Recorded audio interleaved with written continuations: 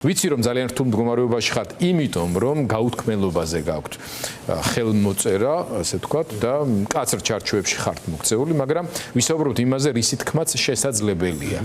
პირველ რიგში შეგიძლიათ თუ არა გავუკეთოთ კომენტარი ვიცე-პრემიერ მდინარაძის ამ განცხადებებს, სადაც არის პირდაპირ მინიშნებები საფრანგეთის სასარგებლოდ ირაკლი ჩიხლაძის ჯაშუშობის ბრალდებას.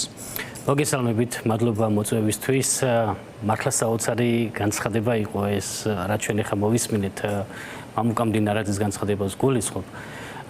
ესე იგი, გააფრთხილეს ეს პირები, რომ შენ ჯაშუში ხარო, ქვეყნის მოღალატე ხარო, აღარ გააგრძელო ექმედებაო, მაგრამ არ გაჩერდნენო და ისევ ჯაშუშობა გააგრძელესო, აი ნუ რაღაცა აბსურდი. საქმის მასალებში რაიმეს მსგავს მოკარეთ თვალი, ან უშუალოდ თქვენი დაცვის ქვეშ მყოფ პირთან კომუნიკაციაში თუ ხსენებულა მსგავსი რა. გიორგი, აი ამდენი წლის პრაქტიკა მაქვს ადვოკატობის და ასეთი დაბალი სტანდარტის გამოძიებული საქმე მე ჯერ არ შემხვედრია. აი გულწრფელად გეუბნებით რა. ეს ისეთი საქმე არის, რომელიც მსგავსიც რო აიღო ნებისმიერ პიროვნებას, რომელსაც აქვს უცხო ქვეყნის წარმომადგენელთან კომუნიკაცია და კონტაქტი, ნებისმიერს დაიჭერ აი ამ კვალიფიკაციით, აი ამ მუხლით და ქვეყნის და სამშობლოს ღალატს დააბრალებ. ნუ კატასტროფა ხდება. მე სამწუხაროდ არ შემიძლია საქმის მასალებზე საუბარი და უფრო რთულ ვითარებაში მაყენებს როგორი გარემოება, იცით რომ დღეს პირველ წარდგენის ხდომაზე რომ ვიყავი და გამოვედი, ჟურნალისტები მეკითხებიან, რომ ეხა პროკურორი იყო ჩაწერაზეო და თქვაო, რომ არისო საქმეშიო კადრებიო, სადაცო ფულის გადაცემა ჩანსო, სადაცო ირაკლი ჩიხლაძეო თანხას იღებსო, ესეთი განცხადება გააკეთა და თქვენ რა შეგიძლიათ ამასთან დაკავშირებით ისაუბროთ, რომ სამწუხაროდ მე არ შემიძლია ამასთან დაკავშირებით ვისაუბრო, მაგრამ ვუთხარი ერთი რამე, რატომ არ თქვა მაშინ ეგ თუ თქვა რომ ფულის გადაცემა არსებობს, რა შეაიღო ფული? ანუ თუ არსებობს ფულის გადაცემა, იქ ხო ისიც არსებობს რა ინფორმაციის მიწოდებაზე არის საუბარი. მაშინ მოდი გაასაჯაროონ ესეც თქვან რა ინფორმაცია მიაწოდა, რომელი იყო საიდუმლოების შემცველი ინფორმაცია, ან რა ამ ინფორმაციამ დააზიანა თუ არა ქვეყნის ინტერესები. ანუ სხვანაირად ამ კვალიფიკაციას ისე ვერ მოერგება, გამოძიება და ვერ მიუყენებ ადამიანს, პირს პასუხისგებაში ვერ მიცემ, თუ ეს კრიტერიუმები არ არსებობს. ან უნდა მისცე დოკუმენტი, რაღაცა შემცველი ნივთიერება, საგანი, რომელიც არის საიდუმლო, ან უნდა დააზიანო 314 მუხლი, ზუსტად ასე არის კვალიფიცირებული. კი ბატონო. საიდუმლო ინფორმაცია. ან უნდა დააზიანო ქვეყნის ინტერესები. კი ბატონო. თუ იმას ამბობ, რომ ჩანს ფულის გადაცემა. თქვი მაშინ რა ინფორმაცია მიაწოდა? რატო არ ამბობ? ეს მაგარიციან რაღაცას გამოძიებას დაიწყებენ, მე მიხვალ და გაუთქმელობის ხელწერილს მოგაწერინებენ, გაგაფრთხილებენ, რომ შეიძლება მე პასუხისმგებლობა დაგეკისროს სისხლის სამართლებრივი, როგორც ადვოკატს, რომ ეს მასალები გაასაჯარო, მათ შორის ბრალდებულის კი გააფრთხილეს. თქვენ წარმოიდგინეთ, ბრალი წაუდგინეს ადამიანს, რომელიც რომ 8-დან 12 წლამდე ეს სანქციას ითვალისწინებს და იმას აფრთხილებენ, რომ შენ თუ ეს მასალებიო გაავრცელეო და გაამხილეო, ამისთვისო დაგეკისრება პასუხისმგებლობა. სხდომები დახურულია. სხდომები დახურულია. მას მიმოწერა და კომუნიკაცია ოჯახის წევრებთან აკრძალულია. აკრძალულია აქ. არა, ანუ გარე სამყაროსთან ვერ კონტაქტობს ადამიანი, მოდის მარტო ბრალდებების ტალღა. კი ბატონო. რომელთან დაკავშირებით ადვოკატსაც არ აქვს უფლება რაიმე კონკრეტიკის და ჩვენ ამ მდგომარეობაში გვაყენებენ, ნახეთ როგორი უსამართლობა არის. რაღაცა სიტყვას გადმოაგდებენ, იციან რომ ისინი ამისთვის არ დაიჭებიან, აი მაგალითად თქვა რომ ფულის აღების მომენტი ჩანს იქ, ხო? ანუ ამისთვის მას არავინ ბრალს არ წაუყენებს, მაგრამ მოდი თქვი, რატო აიღო ფული, რა ინფორმაცია მიაწოდა, რა ინფორმაციაზე იყო საუბარი, რა შეთანხმება ქონდათ. აი ძალიან მარტივი მაგალითი მინდა მოგიყვანოთ, თუნდაც ჩემს საქმიანობასთან დაკავშირებით, რომ აი ძალიან გავს ამ სისხლის სამართლის საქმეს.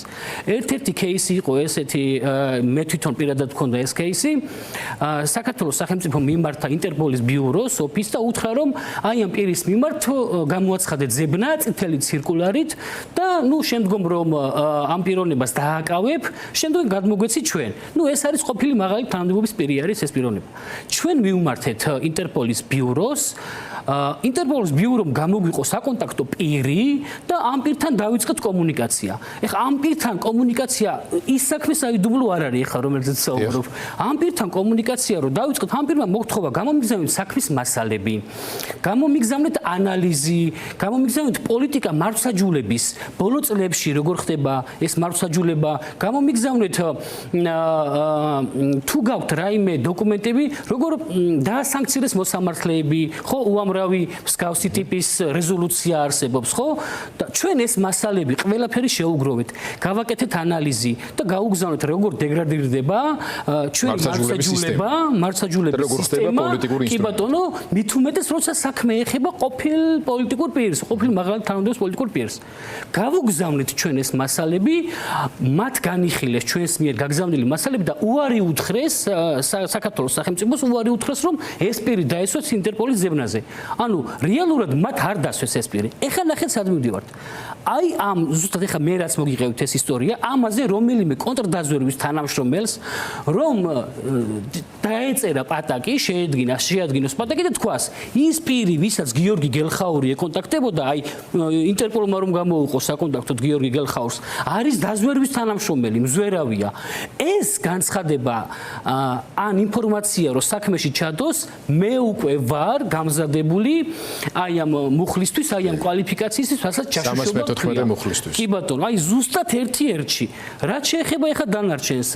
იმიტომ რომ თქვენ როგორც ადვოკატს ადგილზე შესაბამისი ანაზღაურება წესი უნდა მიგეღოთ. ამ მომსახურების ნაწილი იყო ეს პროფესიული მოვალეობაში ეს. რა თქმა უნდა, ეხა ცხადიათ, ახლა როგორც პროფესიონალს უნდა მიგეღოთ, ხო? სამსახურებრივია, ხო, ეხა ადვოკატმა რო ჰონორარის სახით თანხა მიიღოს, ნუ აქ უჩვეულო და ახალი არაფერი არ არის, ხო?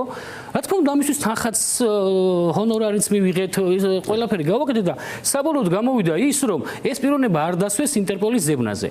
აი უამრავი არასამთავრობო ორგანიზაცია არსებობს ბევრი პროფილით, ბევრი მიმართულებით. ზოგი არის პოლიტიკური, ზოგი არის ეკონომიკური დარგში, ზოგი არის სოფლის მეურნეობის დარგში, ხო, უამრავი. რა ევალებათ ამათ? რეპორტების წერა, ხო? აი რა ხდება საქართველოში, თუნდაც იმ ეკონომიკური დარგის მიმართულებით, ან პოლიტიკური დარგის მიმართულებით. არის თუ არა დევნა პოლიტიკური კორუფციის კვლევა. ხო, უამრავი ესეთი კვლევები არსებობს. საერთაშორისო დანაშაულების მაჩვენებელს. აი ამ პირებს, აი ამ სამოქალაქო სექტორის წარმომადგენლებს რა ევალებათ, რომ მოამზადონ ეს ინფორმაცია ამაში შეიძლება დაიხმარონ ამათ სხვა თანამშრომლებიც, რომ მარტო ვერ გაწვდებიან ამდენ საქმეს, ხო? გააკეთონ კვლევები, მოამზადონ ეს ყველაფერი და მე რეპორტის სახით გაუგზავნონ დაინტერესებულ პირს. ეს არის უცხო ქვეყნის წარმომადგენელი, ხო? ის შეიძლება იყოს ამერიკელი, ის შეიძლება იყოს გერმანელი, ან საფრანგეთი, ან ასე შემდეგ, ხო?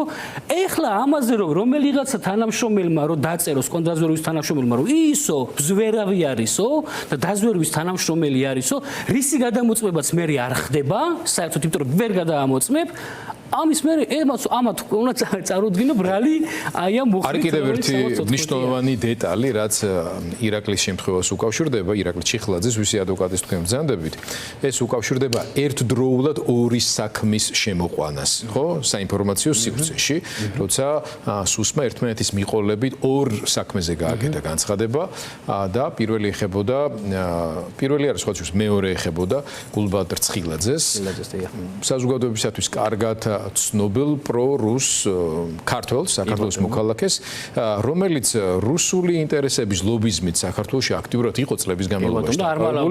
ხო, და ეხლა მტკიცება იმისა, რომ კარგ საქმეს აკეთებდა, მით უმეტეს ჩემგან არასწორი იქნება, მიმაჩნია, რომ სრულიად მიუღებელ საქმეს აკეთებდა.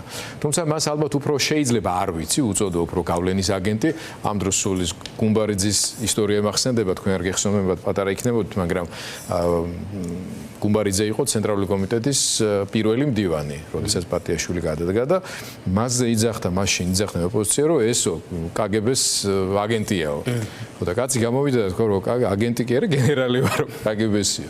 გულბად რცხილაძესთან დაკავშირებით არ ვიცი მას სპეცსამსახურებში ან სპეცსამსახურებთან რამე კავშირი თუ აქვს, მაგრამ ის რომ გაცხადებული რუსული ინტერესების, რუსული რბილი ძალის წარმომადგენელი იყო საქართველოში.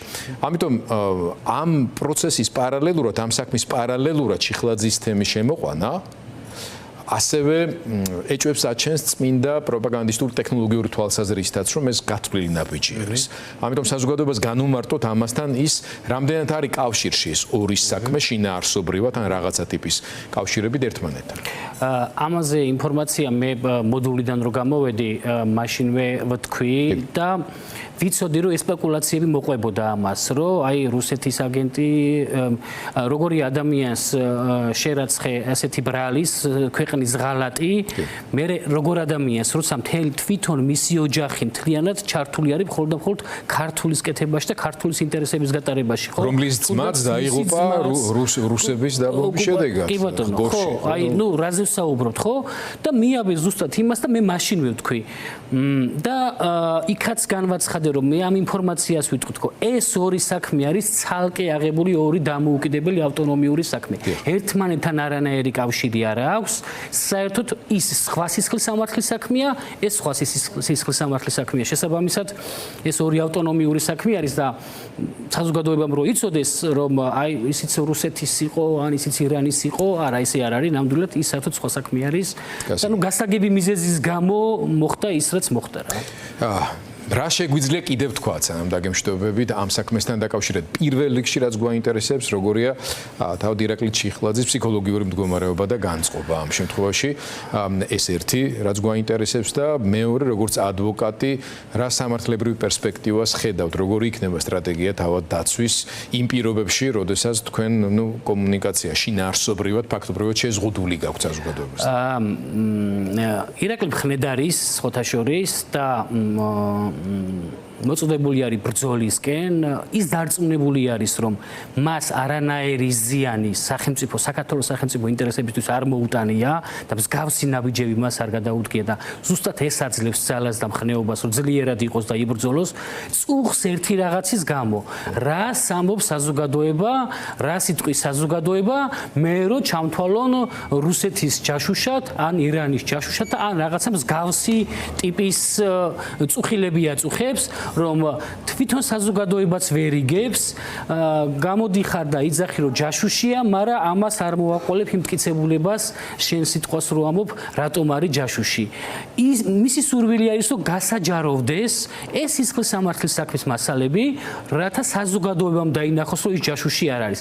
დანარჩენი ეხლა ის მიზეზი რატომაც ის დააკავეს, რატომაც მისი ესეთი ციხეში ჩასმა გადაწყვიტეს, ამ მიზეზებზე ჯერ არ საუბრობს, მაგრამ ჩემი ინფორმაციით ის ისაუბრებს და იტყვის რეალური მიზეზი ამისი რა არის, მაგრამ წუხს აი ამ გარემოებაზე, რომ საზოგადოება რას ფიქრობს, როცა ვერ ვაწვდით ჩვენ მათ ინფორმაციას, ვერ ვეუბნებით რას ედავებიან, რატო ედავებიან და რისთვის ედავებიან. აი ესეთი აბსურდული საქმე თავშივე დავიწყე ამით, ესეთი დაბალი სტანდარტით გამოძიებული საქმე მე ჯერ არ მინახავს, იმიტომ რომ საერთოდ არანაირი შემხებლობა რაც საქმეში არის წარმოდგენილი, არანაირი შემხებლობა ჯაშუშობასთან ამ საქმეს არ აქვს. არანაირი შემხებლობა ქვეყნის ღალატთან ამას არ აქვს. ასეთი კიდევ ვიმეორებ, შეიძლება ნებისმიერი პირი იყოს საქართველოში და უამრავი იქნება ესეთი პირი, ვისაც აი ამ ბრალით ზუსტად ამ უამრავისთვის არის ეს გაკეთებული. დღეს ბატონმა სანდრო ბარამიძემ ტერმინოლოგიურად შეასწორა და სწორია ის მართალია უფრო ცენზურის კანონზე ლაპარაკობდა, მაგრამ ამ შემთხვევაშიც დამსუსხავ ეფექტს როცა ვახსენებთ, ინგლისურად მართალია გამყინავი ეფექტი უფრო სწორია რომ ეს გადმოვაქართულოთ ასე და ამგვარად, იმიტომ რომ როგორც ჩანს მსგავსი ნაბიჯები იდგმება მათ შორის სწორედ იმის გამო, რომ ჩვენს დასავლელ პარტნიორებთან, საერთაშორისო ორგანიზაციებთან აქტიურ საქმიან პატრიოტული მიზნების გამო კომუნიკაციაში მყოფი ადამიანები დაფიქრდნენ არაერთხელ იმაზე თუ რა რისკის ქვეშ აყენებენ თავიანთ საქმიანობას. თუმცა მე დარწმუნებული ვარ, ყველა მათგანს ეს კარგად აქვს გააზრებული.